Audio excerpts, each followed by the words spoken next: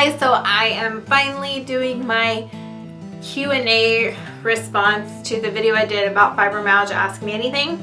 I have like some comments and some questions, and I was gonna, try to read all the names, but it's really late at night and I will fuck your name up. I'm gonna be real honest. The fibro fog is real tonight. So I'm just gonna basically, summarize what the question is and then answer it. So the first question is, do I have any intimacy issues because of fibro? I think we probably all do. I don't know, maybe I'm wrong, but sometimes you just feel like shit, you don't want to have sex, and that can affect your partner. And if you're in crippling pain, it's kind of like if somebody has the flu, like a normal person, not a fibro person, and you're like, hey, do you want to have sex? They're going to be like, hell no, I don't want to have sex. So some days, you have to turn your partner away, and that's hard, because nobody wants to turn someone away, but you're just in too much pain. So in that sense, like, yes, like sex-wise, sometimes, I don't think like in the sense of like because there's intimacy just isn't sex, but like emotions, stuff like that, I don't think it really affects our fibro, like it affects our intimacy relationship too much and like emotional levels. I definitely like hate when Justin has to take care of me. It doesn't make me feel sexy or good about myself, and I'm like, it's not even to like wipe my ass or anything like that, but it's like when I can't get off the couch and do something, he has to like get something for me, or I'm walking on a cane. I don't really feel my sexiest or my best, and I do hate that about it. Okay, the next two questions, it's a two-parter. One is, what kind of mattress helps with my fibro? Oh, we've been through so many mattresses. The thing that has worked for me is what Justin and I both actually have a back deformity called kyphosis. One of our vertebrae is shaped like a cheese wedge, and it affects our spine.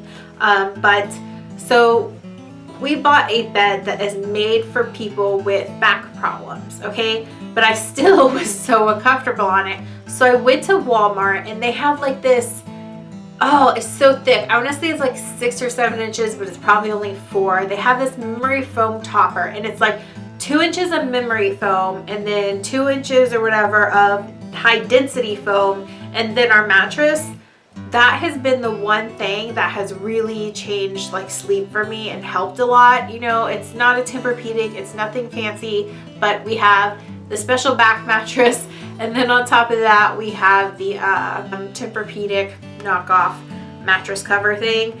I think we might eventually try one of the gel memory foam bed toppers, because Justin has an issue with the Tempur-Pedic kind. Like, he says it just makes him feel like hot all the time when he sleeps. So I don't know, we might eventually try gel. That's the one thing that made a big difference to me, and it actually wasn't that expensive to do it. Like, I had to save for it because it was like $100. We have a queen size bed, and it was like $100 at the time. I bought it probably, oh my god, I probably had that thing for like 4 or 5 years now, and I still love it. It's still great. It's held up. I just got it at Walmart. I don't remember the brand, but that is the kind of mattress we use. And then like some kind of, I don't know if it's a Serta, some kind of special mattress for our back. And then the next, like, second question in this comment is about depression. Do I have any tips? I wish I did. I've had depression before, like bouts of it, even before fibromyalgia, even when I was younger, because of like childhood and stuff. But I don't know. I've kind of always, there were some dark times during my teens when it was really bad, and I wish I knew how I got out of it. But it's still, like, even now, like, I get depressed about fibro at times. I get depressed about infertility. I get depressed about all kinds of things.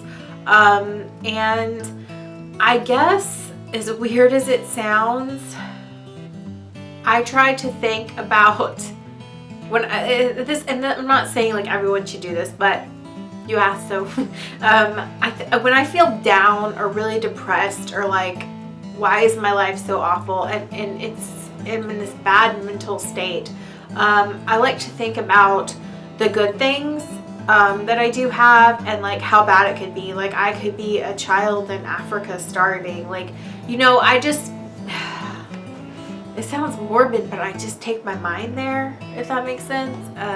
Depression is very serious, and I wish I had some like amazing tips for it, but everyone's depression is so different that, you know, just thinking about how much shittier your life could be doesn't work for everyone. It's a very serious thing. That's just what I do when I get down and like feel bad about my life. I think I count all my blessings that I have, that I do have, and I don't know. One thing when I do get down about fibromyalgia, and I have been telling people a lot this lately, is I remind myself that we're kind of badasses if you think about it. I mean, the amount of pain we're in every single day, most people couldn't deal with. And some people can. Like, there is a high suicide rate for people living with chronic pain like fibromyalgia, but you know, if you think about it, we get out in the world most of the time and we function as normally as possible, whereas most people get a cold and they're in bed and they're like, oh, I'm dying, you know, whereas we're feeling a million times worse every single day of our life. I think that kind of makes us badasses. So when I'm feeling kind of sorry for myself, I'm like, but you're kind of a badass. Like, fibro sucks balls, but at the same time, you're kind of badass.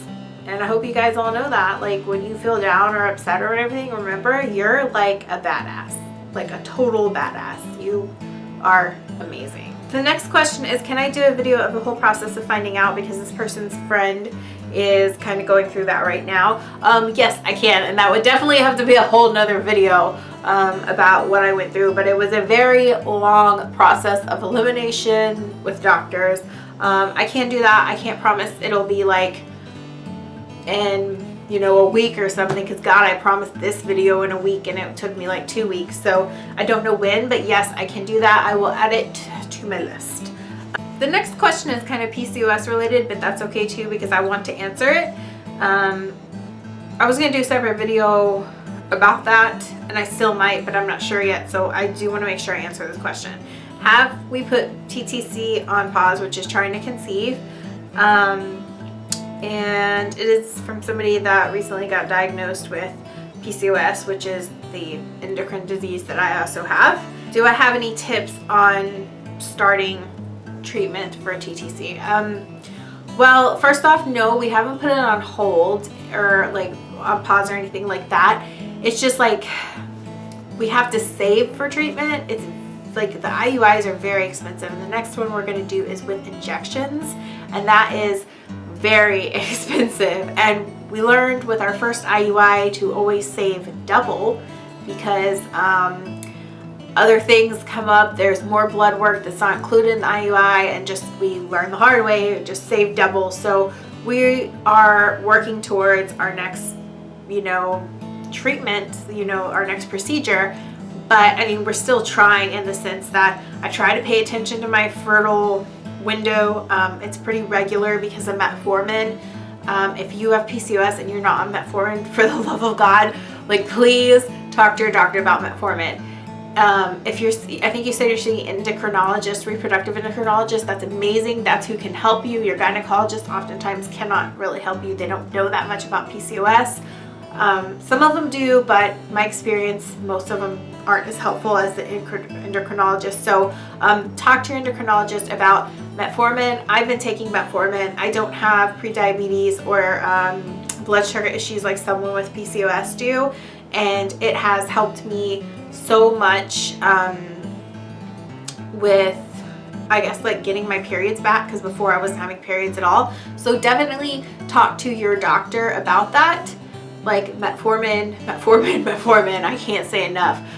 Okay, so the other question is, any advice I had besides metformin would be to make sure, if you're getting a like procedure done, like an IUI, let's say, you want to make sure that you save more than you need, or that you're aware that it could end up costing more than they're quoting you. That's a big thing. I think you're already taking the right steps by seeing a reproductive endocrinologist, because they're the best ones that can help women with PCOS. But I also want you to not lose hope, just because sometimes they can kind of scare you and make you feel like you're never gonna get pregnant and you have to spend all these thousands of dollars to get pregnant. Just don't lose hope. Another thing would be, ask a lot of questions. Don't be afraid to ask a lot of questions, and know that this is not going to be an easy journey, but you and your partner just need to support each other, and you're going to come out the other end okay. There's really no great big advice I could give other than that. Just don't lose hope. That's all I'll say. Just don't lose hope, whatever you do. Also, from the same person, how does fibromyalgia affect TTC at the same time?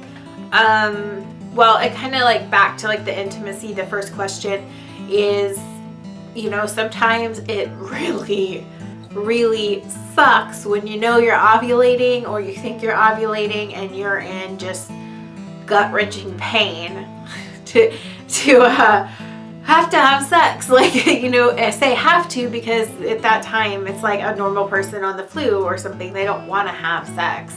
So it has affected it.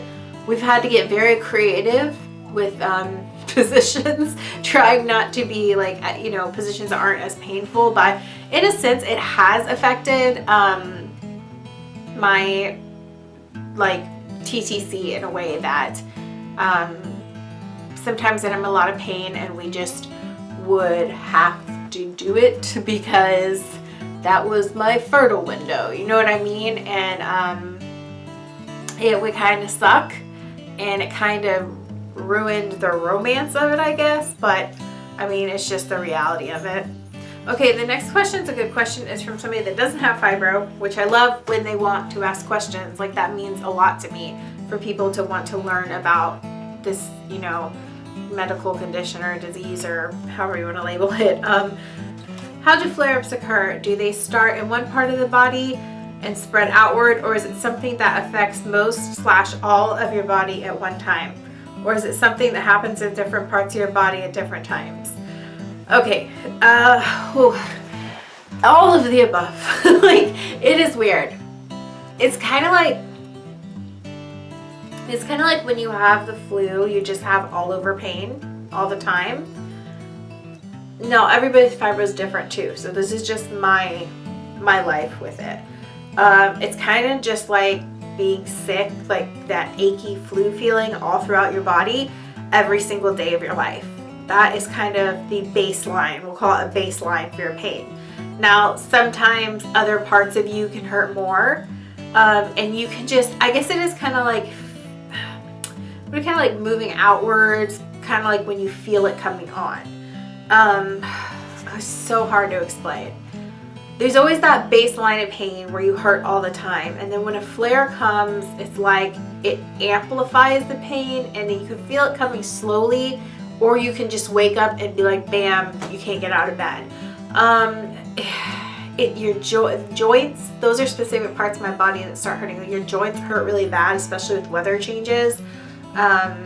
It affects so much of us, like so many different things. Like, it can affect people's stomach, like they can have like IBS from it, and we get headaches from it, and migraines that are so bad.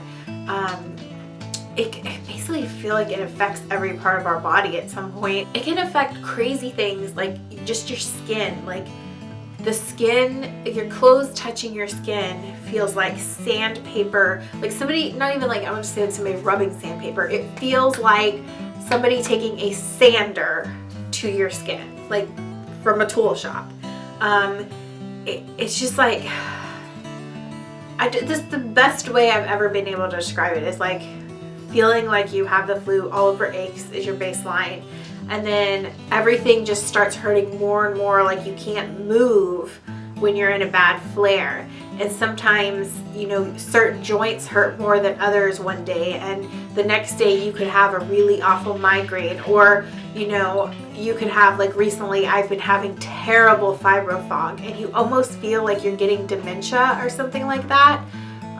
Sometimes like I talk backwards when I'm in a fibro fog, or I say words that don't make sense, or I say something like weird. And a part of the process of being diagnosed is I was checked for like brain tumors and all these kind of crazy tests or whatever. But it's just like, it's weird.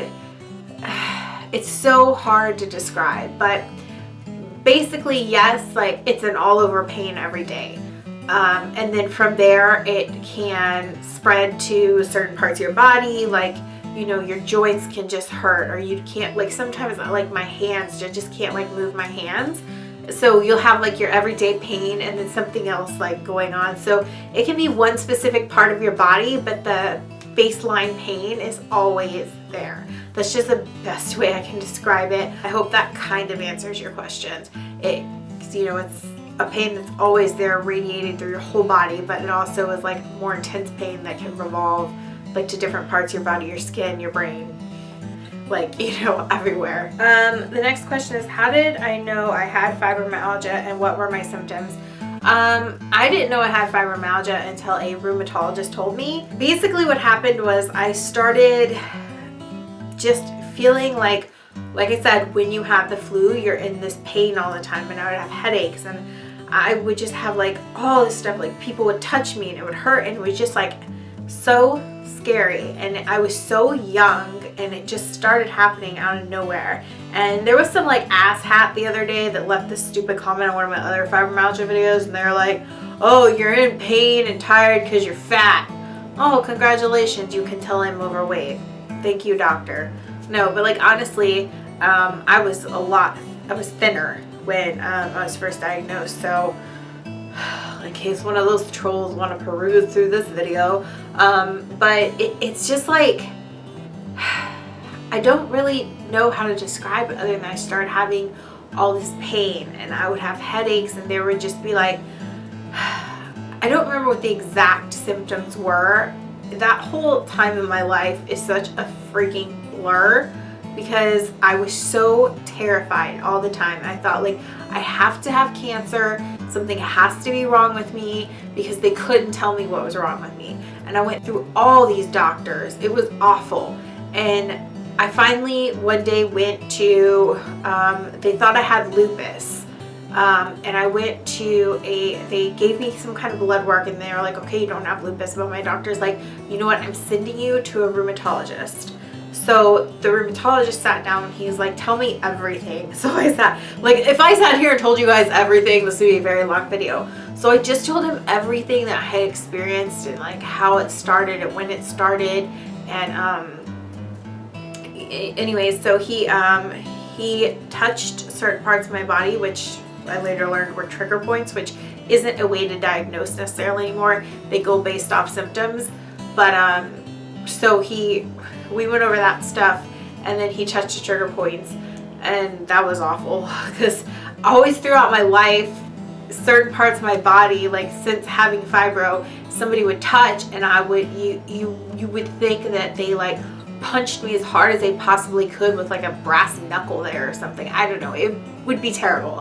And so he basically explained it to me that it was called a trigger point and whatnot. And then he said, based on your symptoms, like I could already tell you have fibromyalgia, and I just wanted to see how your trigger points were, even though we don't use that anymore. So I was like, well, that was kind of an asshole move to do that to me, even though you don't use it anymore. But yeah, that's pretty much how I got diagnosed, was telling all my symptoms to a rheumatologist, which I had told all my symptoms to like so many freaking doctors.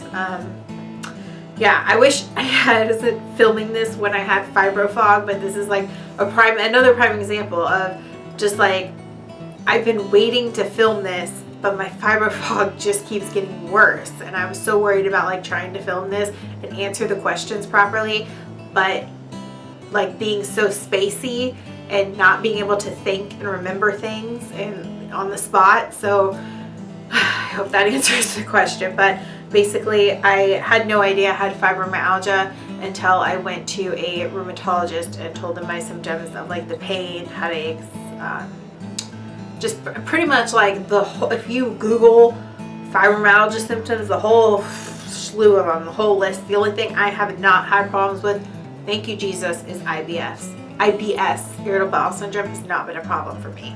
Next question is, how do I deal with having no energy all the time? Oh, that is, I don't deal well because I've been having that problem recently. There's no energy and spacey, but basically the way I deal with it is doing things in, that's another symptom I could think of up the top of my head. You feel like you have no energy, like when you're sick.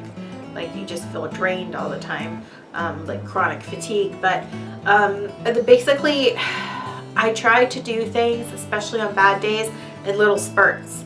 So if I need to like clean the kitchen and do a whole other stuff, I'll do the dishes, and then I'll sit down and be like, oh, okay, get like a little bit of more energy, and then go do something else. It's just like managing my time in a way that I can stop and rest because I'm just tired as hell, but also try to get stuff done. Sometimes it's really hard to even do YouTube because I have periods like recently where my brain is just absolute shit and I'm exhausted all the time now.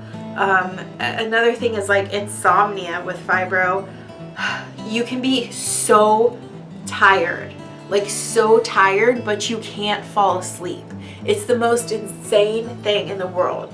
You can be physically exhausted and you cannot fall asleep. The insomnia is awful, but so yeah, basically I deal with the chronic fatigue by either pushing through if I have shit to do. Like tonight, I am so exhausted, but I was like, I said I would have this out in a week and it's been 2 weeks, and that's an example of chronic fatigue for the past week is I never got this video done. And so I'm just now getting it done and I'm pushing it through even though I am like so tired and not really feel like I'm making a lot of sense, but I either push through or I do things in very small little bursts, if that makes sense.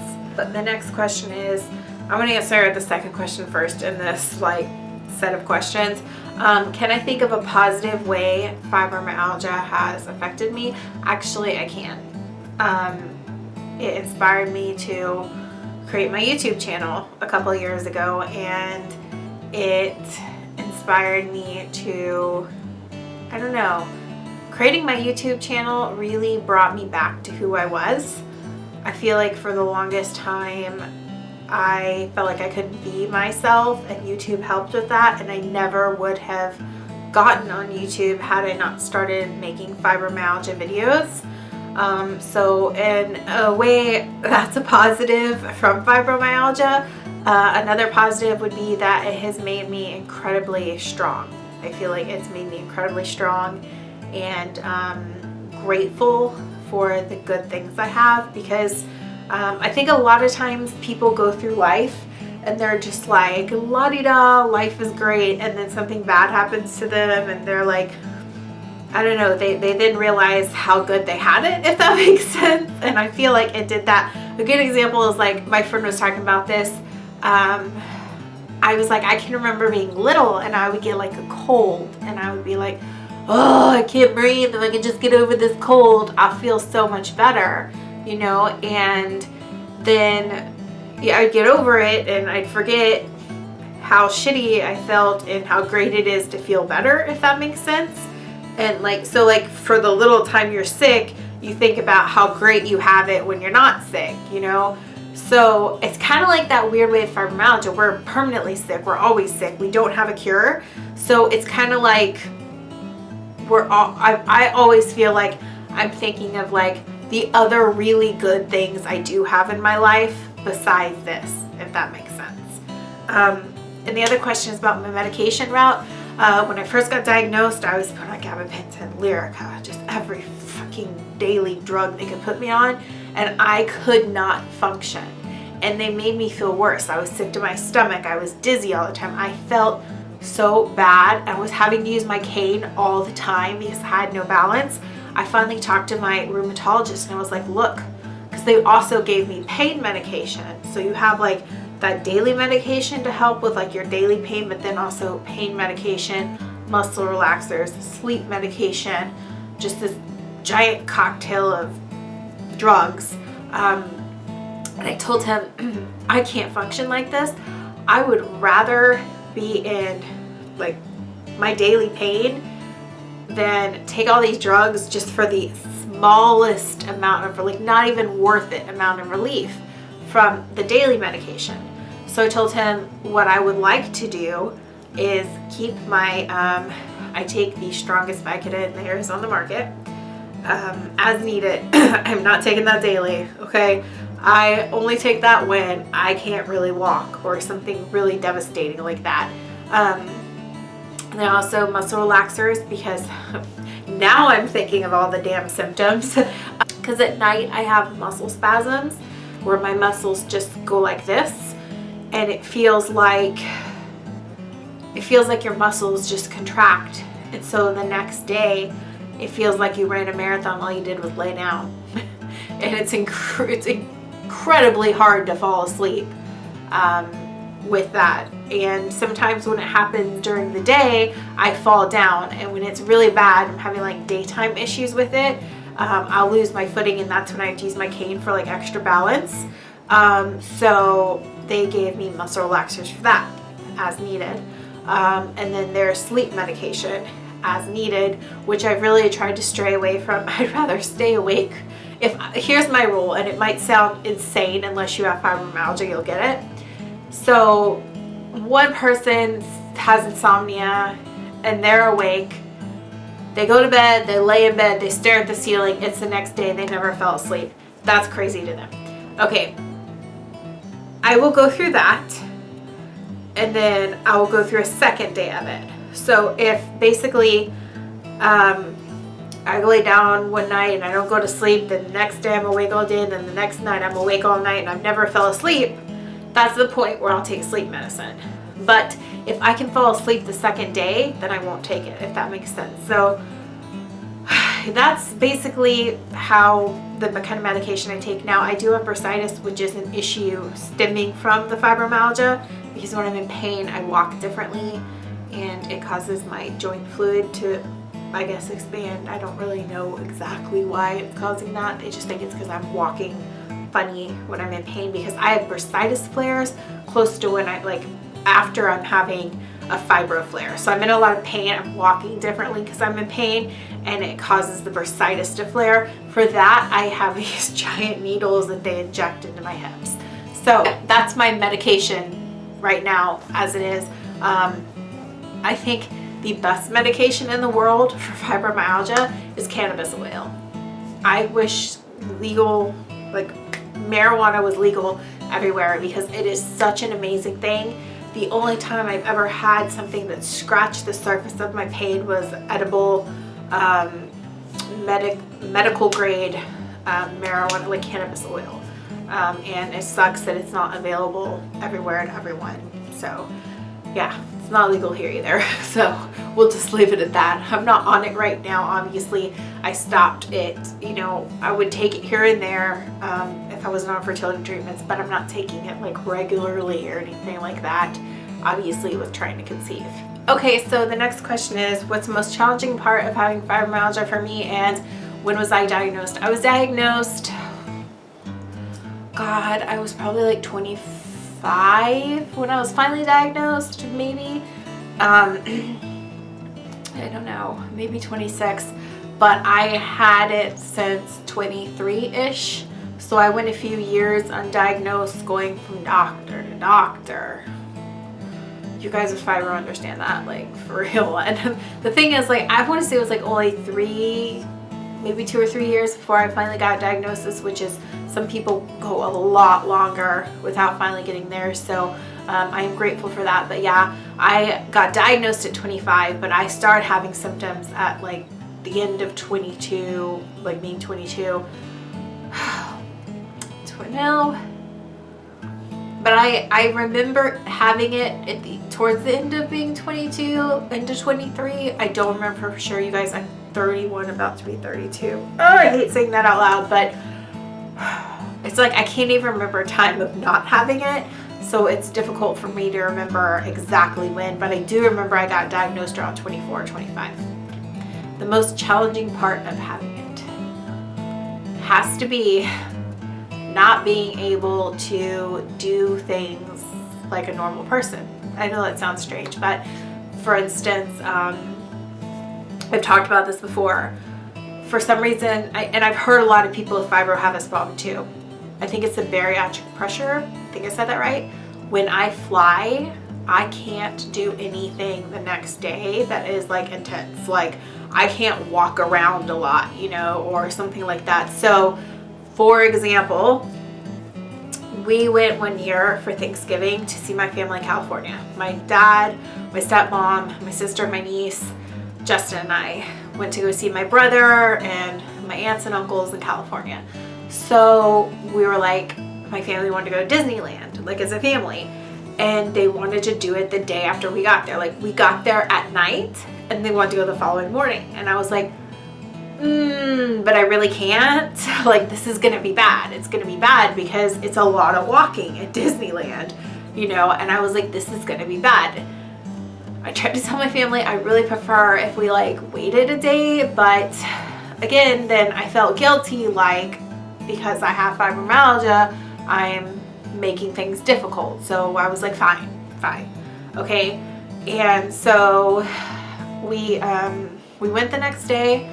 I lasted like maybe 4 hours of walking, maybe not. It was probably actually like 2 or 3. I'm not even gonna lie. It was probably 2. It was just dramatically, like between when that and when Justin and I went, it was insane. It was probably like 2 hours. 2 hours of like walking, and I was like, my legs are starting to spasm. I told Justin, I was like, we have to get a wheelchair. And then my family was just kind of like I don't know, I felt like I was a pain in the ass because I had to be in a wheelchair. And that's probably the most challenging part to me, is not being able to just jump off a plane and the next day go walk around at Disney World all day. Now, Justin and I went to Disney World or Disneyland, just the two of us, on our own trip when we went to see family and stuff in California. And what we did was we flew in, we waited a couple days, we went to Disneyland, and I walked all day. I was good. I was like, I took some medicine, don't get me wrong. I was one of those instances where I knew like I needed to take half my painkiller. I took like half in the middle of the day. And if I had needed to stop, we would have stopped, but I made it through the whole day without a wheelchair. And it was like such a difference between flying and, you know, giving myself a couple days. But it's just, that's the most challenging part to me, is being a pain in the ass to people, I feel like, or not being able to do what other people do. And half the time people don't understand it. The next question is, how does Justin feel during a flare-up? When I'm in a flare-up, Justin is amazing.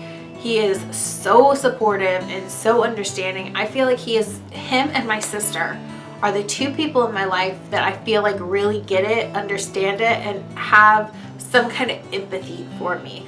Whereas like other people in my family, you know, they're not mean to me, or they're not like, you're lying or anything like that. But I feel like they don't fully understand how terrible this, like how much pain I'm in and how like horrible it can be sometimes. But I will always give my sister credit that she is always so understanding, like helps push my wheelchair if I need it, you know, understands I'm slow on a cane if I need my cane. She's amazing. But Justin is also like so amazing. He's never once been like, oh, if, you know, I can't walk and I need something, he will stay home from work and take care of me if he had to, which I try not to ever let that happen because I don't want it to affect his job, if that makes sense. But I could not have lucked out when I'm about to cry. I could not have gotten a better spouse to be dealing with fibromyalgia with. He is always amazing. When my fibro got so bad that like I couldn't be a teacher anymore, it was like he was so understanding. And before I had fibro, we've been together since we were teenagers. So he knows what I was like before fibro and what I'm like now. So he has seen like the full, in a way that like my family wouldn't, you know what I mean? He has seen the full change in me, what it's done to me and my life, and he just gets it. And when I was in so much pain, and like since we were younger, we always kind of wanted that traditional, like, you know, somebody stays home, somebody works, you know, he likes coming home and having everything done, not having to worry about anything. Like I've always, like, my number one goal, like besides me, I wanted to be like an actress and stuff when I was younger, is I wanted to be a mom. I wanted to be like a homemaker. And some people, that's just like, oh God, how could, that's not a career. Like, and some people don't look at it like that, but it's always something I want to do. So when my fibro got so bad, he was like, you know, I think we'll be fine. Why don't you just stop working? And I did, you know, did like nanny jobs here and there and little things to bring in money. I still do, and I have done, but mostly that was probably like the ultimate. He completely supports me. He, you know, told me like, I think like, why wait till we have kids? Why don't you become like a housewife now? So yeah, I think that's like the ultimate supportive thing he's done. But he's always by my side. He'll do anything. He's so amazing. He'll go up and down the stairs for me if I need to, or I forgot something over and over again. He's just amazing. I'm so lucky because I know not everyone has that. Okay, and the next question comes from someone young, and I think they walking stick, so a cane probably. They have to use a cane, and they want to know kind of like, because they say people kind of freak out when they tell them about their fibro. They want to know how I go about telling people, like, I guess tips on discussing it. Basically, if it's relevant, then I bring it up in a way. For instance, I haven't told the lady that I'm babysitting for sometimes that, you know, I have fibromyalgia. Now, if it comes up to where, like, I never tell job-wise anyone that off the bat. But new friends and stuff, I usually just bring it up somehow. I don't even know how I bring it up, but I think just be open, be honest, and if somebody is not receptive to it, or they freak out, or they think you're lying, or they question you, then I don't think that's somebody that needs to be in your life anyway. I think if it's relevant, bring it up. If it's not going to affect anything. For instance, if it's a new friend and you're worried like you might have a flare and you might miss things, that's another issue we have. Like, people think we're just flaky. They don't understand, like, you might be feeling better one day and then the next day you can't get out of bed, and people just think you're being a flake and they don't get it. But I mean, in that kind of case where it's like a friend or something like that, I think you should just disclose it when it becomes an issue, if that makes sense. For me though, I think it's just whatever like your comfort level is. For me, I want to be a big advocate for it. I don't think people understand it. It's not talked about unless it's joked about in a movie or on, you know, TV or something, and it's just not taken seriously. So usually if I find a way to bring it into a conversation, I will. I'm not just like walking up to people, hi, my name is Heather, I have fibromyalgia. You know, I'm not doing that, but if I can work it in at some point where it's important, I do. And I don't make it, I don't want to say I don't make it sound too dramatic, but I don't make it sound too dramatic or too scary. Usually people will be like, what is that? And I'll tell them it's a chronic pain condition. Basically, every single day of my life I'm in pain. I have issues with insomnia. Sometimes I get in a fog, so I might seem really ditzy or out of it or almost like I'm on drugs. I promise I'm not. You know, I just try not to make it sound too scary, and I kind of let the people's questions lead where the conversation's going. If somebody's just like, oh, okay, then obviously they don't care enough to know about it. And I just kind of go by what their questions are or the situation. That's just the best tip I can give. I think I got everybody's questions. There are some comments in there, but I think I got it all. If I didn't, I'm so sorry. I'm so dingy today. And I've been dingy for the past, so I've been putting this off. I've been so space cadet out of it, fibro fog to the max, but it's not going away.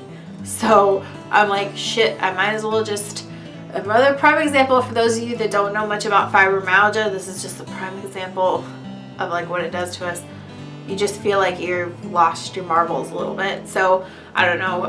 Anyway, I'm going to end this video now because now I'm just rambling, and I hope you guys enjoyed this Q&A. I will do other Q&As in the future, and just look out for those videos. Bye.